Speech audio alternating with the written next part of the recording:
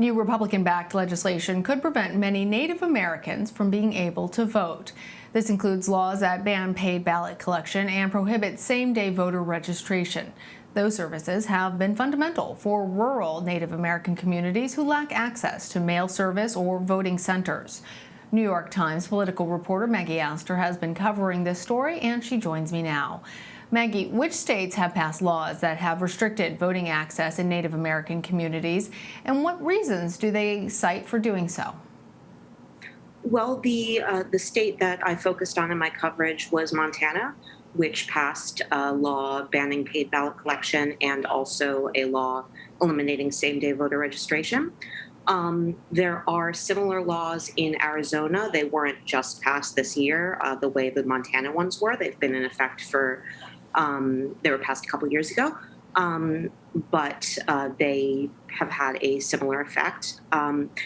And then this is part of a push by Republican state legislatures to pass voting restrictions that would affect many groups. You have laws in Georgia, in Florida, one that is likely to pass but hasn't yet in Texas. But in Montana, Native Americans are about 7% of the state population, which makes them a powerful voting bloc, and so they are particularly affected in Montana. And let's go ahead and continue the focus on Montana. So what is the justification then, given how these laws might prevent many Native Americans from being able to vote? Well, the justifications are different for the two laws I mentioned, so I'll take them one at a time. The ban on paid ballot collection, which essentially says that a third party, like a advocacy group, can't collect ballots for voters and turn them in for them.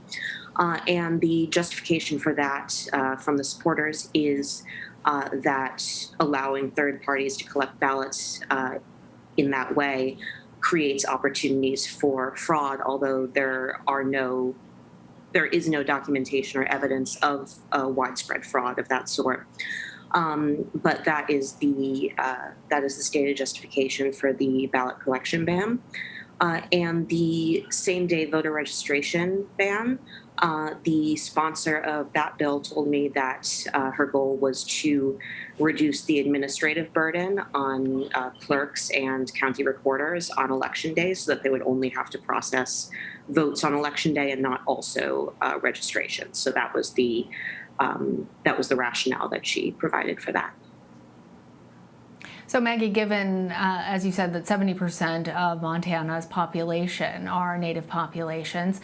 7%. I'm wondering, that's still an important voting bloc, but yes, a major difference there. So 7%, how much of an impact is this likely going to have on that 7% of the population? So it's obviously very difficult to quantify, how many people a given law is going to affect. But on Native American reservations in Montana, as in many other states, there is very limited or no home mail service. So you don't get mail delivered to your house. You don't have a mailbox that you can just drop a ballot in. They rely on P.O. boxes and post offices that can be, fairly long distances from their home. And so a lot of Native Americans on these reservations rely on the paid ballot collection to be able to get their ballot in when they're not able to get to a post office to do it. Certainly, in recent elections, advocacy groups have returned hundreds, if not thousands, of ballots or helped people vote in other ways. And that 7% of the population has been really instrumental in some elections. They have been a pivotal swing vote in some statewide elections in Montana. 7% rather, can certainly make a difference in how an election ends up turning out. As you know, Maggie, the Supreme Court recently ruled in favor of Arizona's decision to impose new voting restrictions. I'm wondering what precedent this sets for states looking to pass similar legislation and make voting more restrictive for people.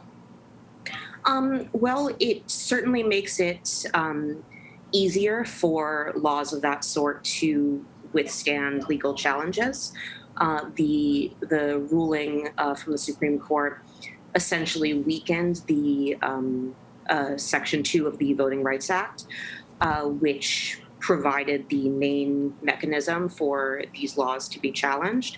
And in the past, before this ruling, it was possible to challenge these laws on the basis of them having a disparate impact on people based on race, even if that wasn't the intent of the law, or even if it wasn't designed to have that effect. If it ended up having that effect in practice, that was a route to challenge it.